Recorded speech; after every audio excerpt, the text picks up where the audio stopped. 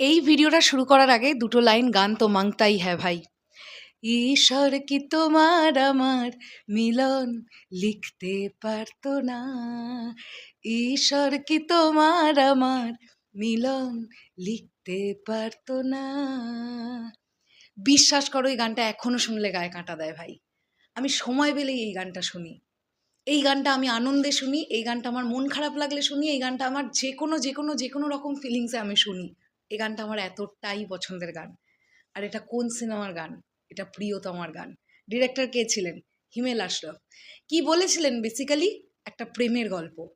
আর corona পরবর্তী সময় একটা প্রেমের গল্প মেগাস্টার শাকিব খান, ইধিকা পল, হিমেল আশরাফ, তার সঙ্গে প্রডিউসার আরশাদ আদনান, এই পুরো টিমটা কি করে ফেলতে পারে সেটা আমাদের দেখিয়ে দিয়েছিল।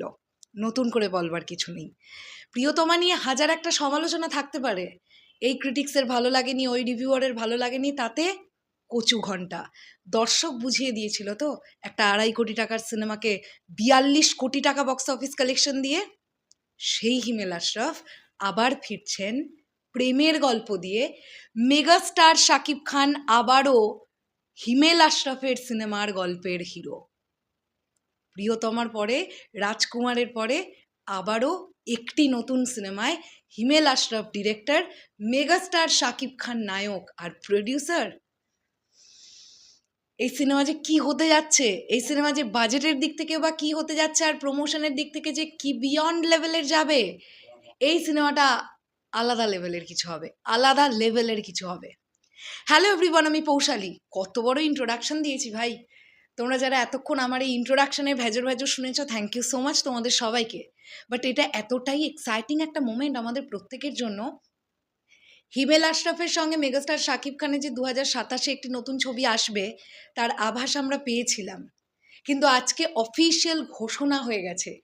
এই ছবিটা যেটা আমরা দেখতে পাচ্ছি, সকলে পোস্ট করেছেন মেগাস্টার শাকিব খান। একই ফ্রেমে কাদেরকে কাদেরকে দেখতে পাওয়া যাচ্ছে জাস্ট দেখো। মেগাস্টার শাকিব খান, হিমেল আশরাফ, শাহরিয়ার শাকিল, আর একজন ভদ্রলোককে I am very sorry to say আমি চিনি না, তোমরা আমাকে কমেন্ট বক্সে জানিও উনি কে। তো তার মানে আমরা বলতে পারি এসভিএফ, চোরকি, আলফা আই, এই তিনটি প্রোডাকশন হাউসের ব্যানারে ডিরেক্টর হিমেল আশরাফ নিয়ে আসছেন একটি প্রেমের গল্প। কারণ হিমেল আশরাফ হেডলাইনে লিখেছেন, একটা গল্পের কিছু হোক, একটা জীবনের কিছু হোক, একটা প্রেমের কিছু হোক, আবার মানুষে মানুষে ভালোবাসার কিছু হোক। বিগেস্ট আপডেট এটা, বিগেস্ট আপডেট, বিগেস্ট আপডেট। এটা লিটারালি আমাদের প্রত্যেকের জন্য একটা ধামাকেদার আপডেট ছিল। আমি জানি অনেকেই হয়তো হিমেল আশরাফের কাছ থেকে একটা অ্যাকশন ওরিয়েন্টেড ড্রামা এক্সপেক্ট করেছিলেন, কারণ হিমেল আশরাফ নিজেই বলেছিলেন যে তিনি অ্যাকশন ওরিয়েন্টেড কিছু করবেন। বাট আমরা দেখতে পাচ্ছি তিনি একটা লাভ স্টোরি আবার করতে চাইছেন। এবার সেই লাভ স্টোরিতে অ্যাকশনের ইম্পর্টেন্স কতটা থাকে, থাকে কি থাকে না, সেটা তো সময় এগোলে আমরা বুঝতে পারবো। তবে কি এটাই 2027-এর রোজার ঈদের সিনেমা? হিমেল আশরাফ কিন্তু রিসেন্টলি এটাও বলেছিলেন যে তিনি ঈদ ছাড়া সিনেমা মুক্তি দেবেন। তাহলে কি এটা ঈদের বাহিরের কোনো একটা সময়কার সিনেমা? অনেকগুলো প্রশ্ন মাথার মধ্যে ঘোরপাক খাচ্ছে। আচ্ছা, প্রিয়তমাতে তো নায়িকা ছিলেন ইধিকা পল, এই প্রেমের গল্পে মেগাস্টারের বিপরীতে নায়িকাকে, বিশাল ব্যাপার, বিশাল ব্যাপার। তবে এই যে ছবিটা আমরা দেখতে পাচ্ছি, এটা একদম রিসেন্টকার ছবি, আমরা বুঝতেই পারছি। হতেও পারে আজকে বা গতকালের ছবি, কিন্তু খুব রিসেন্টলি ছবি। তবে একটা বিষয় বলি, সেটা হচ্ছে এই যে রকস্টার কেন্দ্রিক রিসেন্টলি হিমেল আশরাফ ভাইয়া যে লেখাটা লিখেছিলেন, সেই পোস্টটা উনি ফেসবুকে না করে আজমান রুশোকে পার্সোনালিও বলতে পারতেন। এটা আমরা আমাদের তরফ থেকে আমাদের মতন করে একটা ভিডিওও তৈরি করেছিলাম এর আগে, আবারও সেম কথাটাই বলছি।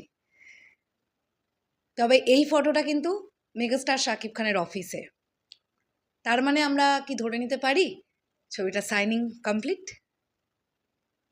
তোমরা কতটা এক্সাইটেড কমেন্ট সেকশনে জানিও। আসছি আবার খুব শিগগিরই নতুন কোনো ভিডিও নিয়ে। তাহলে এখনের জন্যে টাটা।